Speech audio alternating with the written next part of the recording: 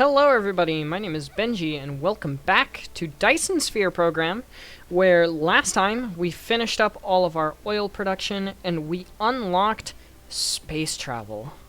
So we can now travel between the planets, we can go out into space, and we can soar through the stars on our way to different planets. That's what this one does, Mecha Sail. So, in between episodes, I have done a little bit of prep. First of all, we have our our planetary logistics system set up here, with the purple tubes going straight into it, and another input for things such as the titanium, and the processors, and the steel, because that's all hand-fed. And we also set up a little area here for drones, which need the processors. I grabbed a lot of the materials that I'm going to be wanting to take with me, mainly of which we are not going to be taking any of the oil stuff, because there's no oil on the new planet.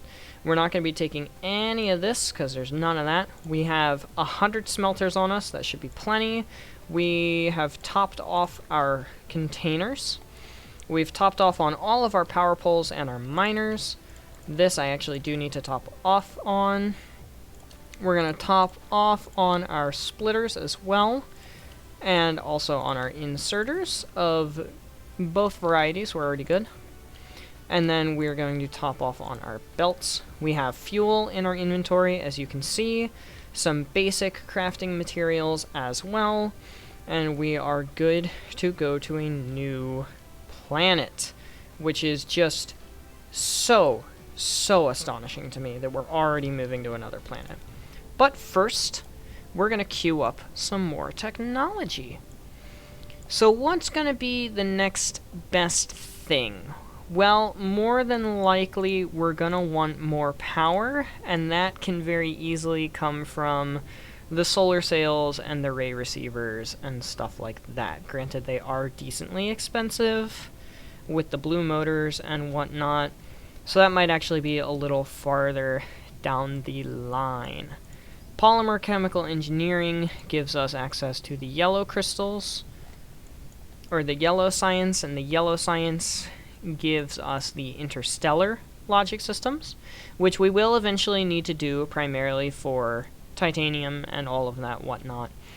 But I think the big thing that we're going to want to do currently is probably crystal smelting, and then energy storage should be after that, because energy storage will be nice. So we'll go on ahead and get that finished up. After that, I think we'll just go main track. Solar sails, ray receivers, all of the good stuff. High-speed assembling could also be good. And then we'll look at some upgrades, because nothing else really piques my interest at the moment. Mechacore 3 can't do yet, neither can this. This takes purple science, so that's even farther away. Inventory capacity actually is so sick, give me that. Mecha move speed isn't great, neither is the rest of this. This one would be pretty nice, and so would the drone engine, but we currently don't have any of that capability at the moment. So now that we're all fueled up,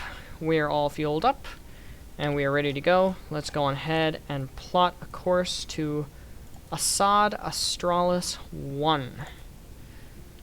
I've got solar panels, wind turbines, we've got enough for power once we get there, and let's get moving. Now, it is going to take a hot minute for us to get there. I'm not going to cap myself over 400-ish, because we don't have all that much energy. Luckily, it's not super far. Plus, look at this view. This is fantastic. You can zoom out. There's our home world and the gas giant that's next to us. There's stars off in the distance. Stars that are decently close to in reach all over the place. And then there's our sun, bright as it rains. And I'm going to zoom back in here, because we're closing in on Assad Australis 1.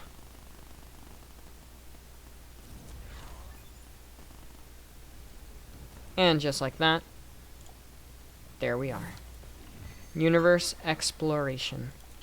We have made it, ladies and gentlemen, to Assad Australis 1. So let's find the sun. And let's find our poles as well. So the North Pole's up over here. So it looks like this planet doesn't have great poles. Well, first of all, this pole is awful because it's completely and entirely encapsulated. This pole looks like it would be a lot better. So give me a hot second to travel all the way down there. And here we can begin placing our solar panels. And hopefully this one works. It does indeed. I just removed something from the queue, but that's fine. So at the pole, you will see as the planet rotates, the solar panel will follow the sun the whole way around, which is perfect for us. We will have constant power generation. And then we can go on ahead. We can do a decent amount of these. We shall see exactly how many of these are working. Oh. These guys are actually still working. Granted, they're not working well once they get that far, so that's actually kind of a waste. Let's keep it just to the actual top of the planet here, then. Yeah, let's do that. And then from here, we can just drag them all out. And then we can hit the plus button until we get an actual desirable pattern happening.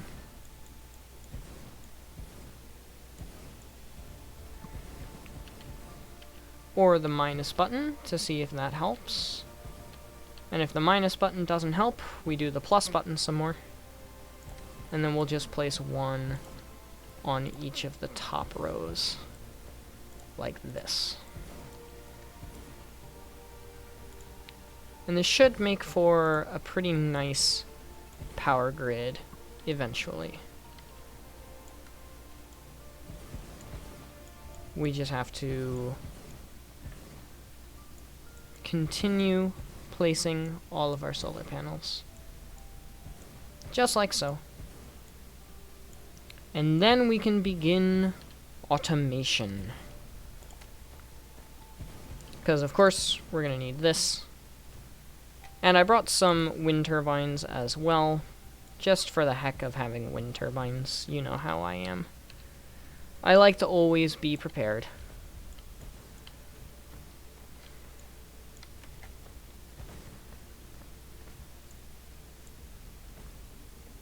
Some copper veins in the way. And some foundation support issues as well. Which is fine. I don't have any foundation, but I don't really care too much about that. So our power generation currently is 22 megawatts, which is not bad by any merit. Hey, look! Titanium! But we're not going to be looking specifically just for the titanium. We're also looking for the silica. The silica is mega important. We need the silica ASAP. Like, silica and titanium are the two reasons why we're here. Silica is the main one because processors are huge. So we can travel down this way. I think I will actually make the titanium smelting here. Or I can make it down here. It kind of depends on space, though, is my problem. Nice, got the magnetic field. So let's try to kind of follow a line of the planet just a little bit with all of the power. And then I think I actually will just show you guys when we get down to the silica. I'll be back. Alright, now that we're here, we can go on ahead and we can grab some of our minor bad boys. And we can actually get 2 full yellow belts down here, which means we can get a full yellow belt of smelting done. We will need 2 sets of these. But the good news about the fact that we need 2 sets of these is the fact that they can just do this. And then I can actually have this instead. It can go this way, and then just continue like so. And then I will get rid of this and replace it with a junction. That way everything just evenly distributes itself, because that's actually kind of important to me when it comes to the silica production.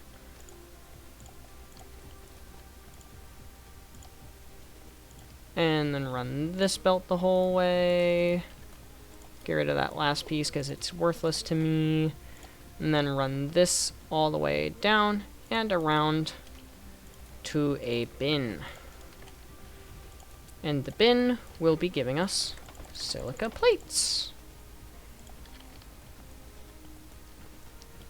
And then what we need to do is actually establish the order of which these guys are moving, which is that. And then I don't need to set a filter, I need to do this. And then copy, paste, like that. Grab our handy dandy wind turbines, put them all around like this. Grab our power poles, place them down as well. I placed that one wrong, ignore it. There. Now everything's connected into the grid. We can double check and make sure that we're doing fine. Yeah, we're doing perfect. We're just going to keep on making this. And then that is silica actually all done. And we can just AFK for a bit, wait for the silica to all get turned into these plates, and then I can take the plates home and we can do all of our processor crafting at home with no worries of anything else. And that'll be perfect. And then titanium smelting, I think there is enough room. We actually need the exact same design as this. So I'm literally just going to copy and paste it. And I'll put it facing this way instead. And then we're going to need the same amount, because titanium is also a 2-to-1 ratio. Just like so. And then we can go on ahead, place our merger, place all of our belts. Hit R twice to rotate your belts, by the way. Like how I'm nice and cheerful despite the fact that I'm, you know, ripping out the lifeblood of planets. Don't worry, it's gonna get worse. It's gonna get so much worse than this. You guys, I can't wait until we get to endgame level stuff, when I'm just making blueprints left and right, and just everything is everywhere, and it's just chaotic. I cannot wait. It's gonna look so good. In fact, you know what? I was hesitant about giving you guys a preview of this, but this is my intergalactic iron smelting array. This is the iron array. This is an iron smelter. It's 4 Mark III belts full of iron. It's 120 iron per second in one of these blueprints. It's insanity, the end game. I can't wait to get there. I can't wait to build a Dyson sphere and have all of you join me for the process of designing and building a Dyson sphere. It's going to be fun. We've got a long way to go. Trust me, we have a long way to go. But when we get there, it's going to be a lot of fun. I'm really, really hype, actually. I'm really, really hype. Ooh, real quick, we need to transform these into titanium. There we go. I was wondering why things weren't working yet. And you know what? That will, in fact, do it. So now we have titanium smelting, we have silica smelting, and we can transfer ourselves in between the planets with a snap of our fingers. And if that's not progress, I don't know what is. Like, seriously, if that's not progress, I don't know what is progress. This is fan-flippin'-tastic.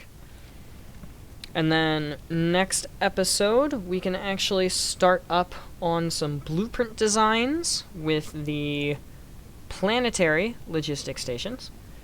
But first, this episode, we're going to work on processors back home. So what I'm going to do for now is I'm going to grab all of this. I'm going to take a bin, put a bin here, and just put all of my belts, minus a few, just on here, and also all of these, just on here, just because I don't need to be taking those back and forth, and I do need to be taking resources back and forth. So we're going to grab a handful of everything that's currently crafted. Photon frequencies are done. And then we're going to go back to our home planet, which is over there. Assad Australis 4. We're going to get ourselves up to 400 meters per second, and then we're going to crash into the planet when you guys come back. And we have landed. We're back on planet, and we're ready to go. So what do we need to do in order to get ourselves acquainted with processors? Well, that's what we're going to do up here. So for processors, we need copper, which we can get copper just by kind of jerry-rigging it a little bit here. We can literally just kind of like put a belt like here or something, and just kind of do this and jerry-rig it. It's all temporary. This will all be ripped out. That's what I keep telling myself to make myself okay with this. And then what we're going to need is, let's check the ratios. This is 1 every 2 seconds, and this needs 2 every 3 seconds. So I think this is probably a 2 to 3 ratio. Like 2 of these to 1 of these, or 3 of these. That sounds about right. It does not sound right. Let me double check that. So 1 every 2 seconds, 0.5 per second. And this needs 2 every 3, which is 0.66.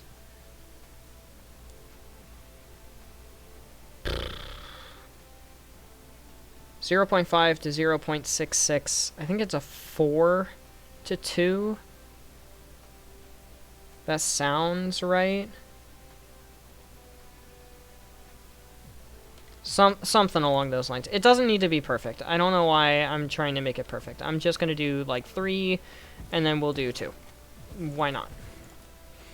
So these are going to be the microprocessors, and these are going to be the processors. The microprocessors require the copper that we just got, and they also require the silica that we brought from back home, or back on the other planet. So now we need that, this, and then that. No, bad, wrong, evil, like so. And then these guys need green circuits as well as what we just gave it. So the green circuits are going to be on this belt here, going along like so. And then the microprocessors are going to be taken off here as soon as it lets me. Like this, this, and this. And then these guys are going to be taken. Ooh, it collides with another object. Okay, in that case, we'll bring it back up to here. There. Like that. That'll work fine. And then over here, we can just take these, and these, and these. Put them in a box. Just like that. We have processors. Cool beans. Processors completed. So I'm going to sit around for just a touch and wait for these guys to move along a little bit. and get like, I don't know, 100 to 200 of them. And then once we have 1 to 200 of these guys, I'll bring you back, and we'll actually make our first our first planetary logic station and a couple of drones. So yeah, I will be back once that's done. Alright, we have a decent amount. I just made another run to the other planet, and I got a couple of things. But we are officially at a point where we are good to begin. Begin the blueprint designs, and begin the just absolutely amazing process that is logistics, like interstellar logistics. Not interstellar, planetary, just drone logistics. How about I simplify it to that? Drone logistics. Let's call it drone logistics. Because, yeah, we have, you know, drones. I mean, lack of item. Oh, yeah. I put everything in a bin because I was going between the planets. This can just be open, though, because I'm going to need a shit ton of drones for all of this nonsense.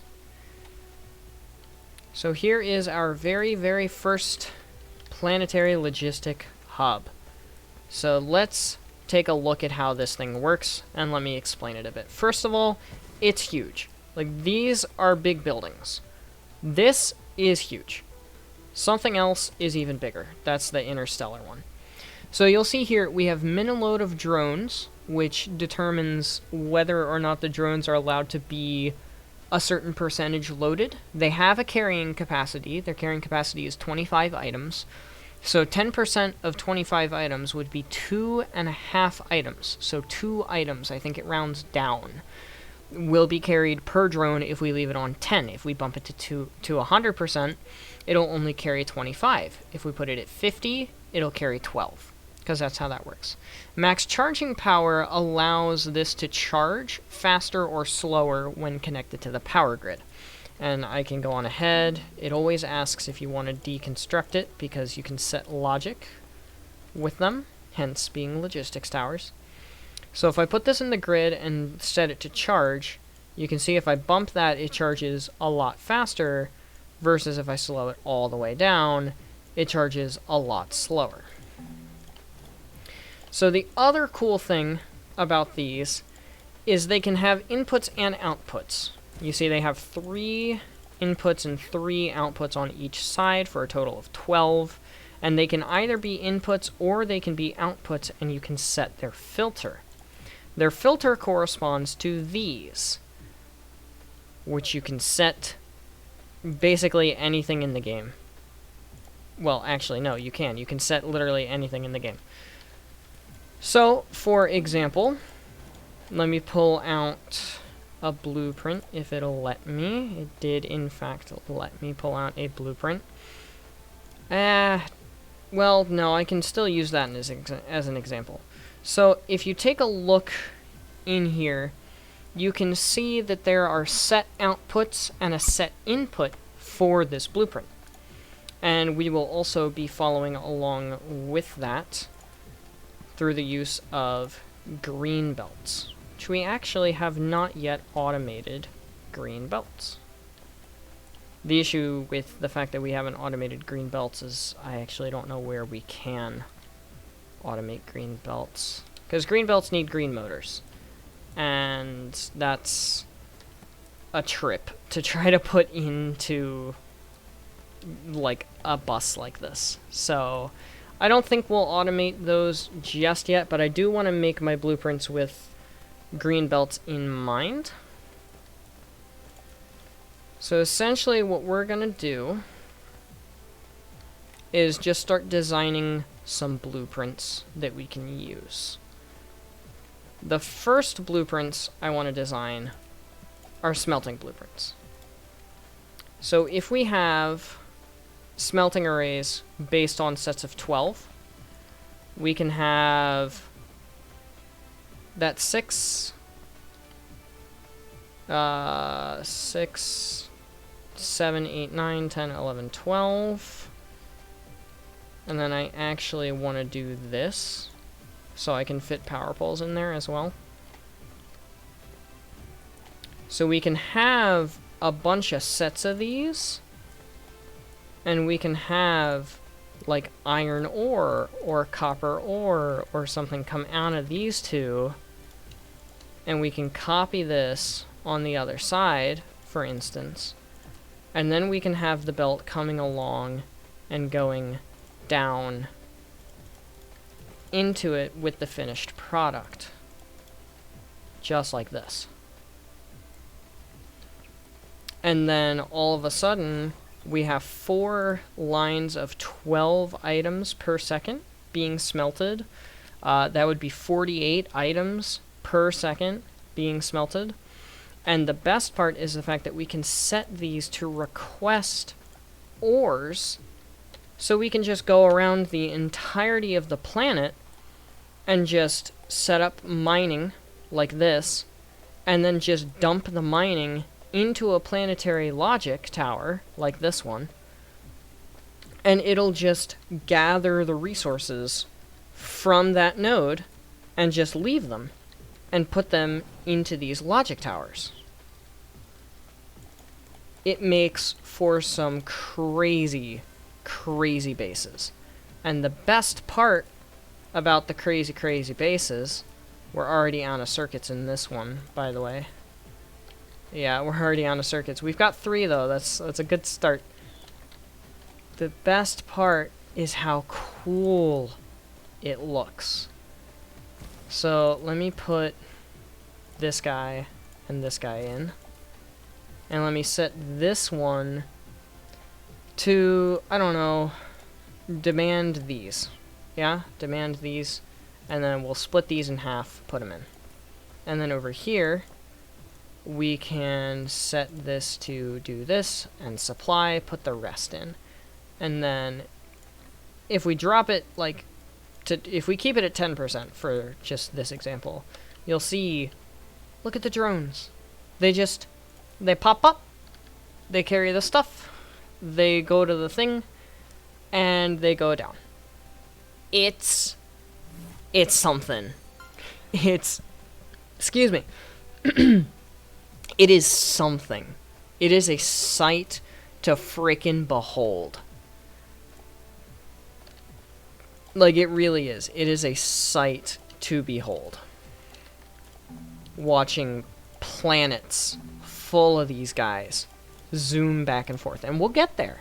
We will get there in this playthrough. I promise you that. But for now, we kind of need to find a decent amount of space. I think this is a good space to work on the blueprinting side of things. So what we can do, I'll go through one of these with you guys, and I'll go on ahead and make some conveyor belt Mark IIs just by hand to show you how that's gonna look. I will be right back. Right, now that I have some Mark II belts, I feel comfortable actually going on ahead and doing a design. So let's grab our smelters, leave just a touch of space, and then go on ahead, hit the button once to get our 12. And then what we're going to do is we're going to take this and copy it for convenience sake. And we'll match it there. And then 1, 2, we'll match it there. And 1, 2, we'll match it there. And then from here, we select number 1 and pull the Mark II belts the whole way out. Select number 1, drag the Mark II belts out, and then drag them all the way back in, like so. And again, drag them all the way back in, and drag them all the way back in. And then on the other side, we just copy that yet again,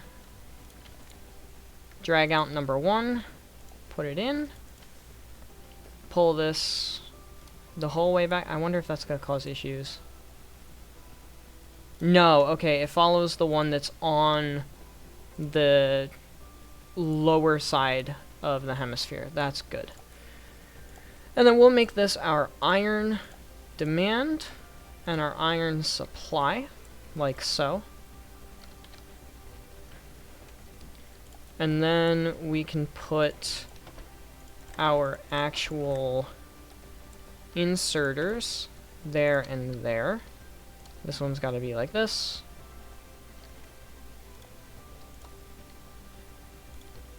Interesting how that's working. Why is it colliding? That doesn't make any sense. Shouldn't be colliding. And then we can set these all to be iron. And you can see how fast this goes. Like, once we have this blueprint, it's completely and entirely tileable. We can just repeat this as many times as we want over the course of the entire playthrough. Ah, whoops. I forgot that I had the specific drag setting on. Come on, build the darn belts. That is the problem with making large designs like this, is the fact that you need to wait for the belts to be done before you can actually drag it like this. Because if the belts aren't done, it won't actually place your, like, inserters, and that's really, really annoying. That's something that I think they need to change. Because if you copy and paste something in the blueprint menu, it will do it correctly. But it won't if you do it like this, which is very, very odd. And then we do this. We gotta wire everything, obviously. Ooh, I can't move. I'm stuck.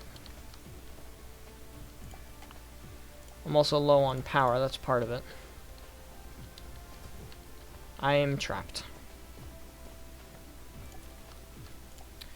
Naughty mechs get trapped in the no power prison. How's my grid doing? My grid's doing fine. Now we walk down the center, we finish things up a little bit. And then boom, all of a sudden we have our iron. Well, not quite finished. We also need to put one of these. Now we have the iron completely finished. So we can take this design, we can copy it, we can name it Planetary Iron Smelting. We're going to go on ahead, copy that, paste that, and then we can choose our icon. We're going to choose the iron plate, and we're going to save our blueprint. So now that shows up right here. And we can literally go anywhere we want over the entirety of the world. Any hemisphere part, except for, you know, these like upper ones are really problems. And we can just paste it wherever we'd like to. And that is 48 iron per second, completely and entirely done. And the only thing that we have to do to change that blueprint to copper is literally just take the copper, paste it, grab this, hit the plus, boom, grab this, hit the plus, boom, grab this, hit the plus, boom, I missed one, and grab this, hit the plus, boom, copy, boom, planetary copper smelting, copy, paste, and copper. Ooh, hold on. That could have been bad. Let me grab this and change our inputs. There we go. And now, my bad. That's a huge time waste. Planetary copper smelting. Copy that, paste that, select our thing, save blueprint, and there it is. And we can do the exact same. We can just copy, paste it literally wherever we want. And that's planetary logic. So I'm going to go on ahead, I'm going to make some more blueprints regarding steel, regarding magnets, which magnets are actually a different ratio. There's 1.5 times the smelters, so there's a little bit more smelters involved for the magnets. Stone and glass are actually half of the normal amount, and then I'm gonna probably end up designing some for circuit boards, magnetic coils, obviously, you know, like prisms, the basic kind of materials, and the next episode will focus on some planetary logistic designs for oil and all of that wonderfulness. But essentially from here on out, in between episodes, it's going to be exactly what I just showed you, but with assemblers instead of with these smelter arrays. And it's just going to be very, very basic materials. Like there will be one for motors, electromagnetic turbines, supermagnetic rings. I'll have one for the energetic graphite, and we'll just continue on with that in between episodes.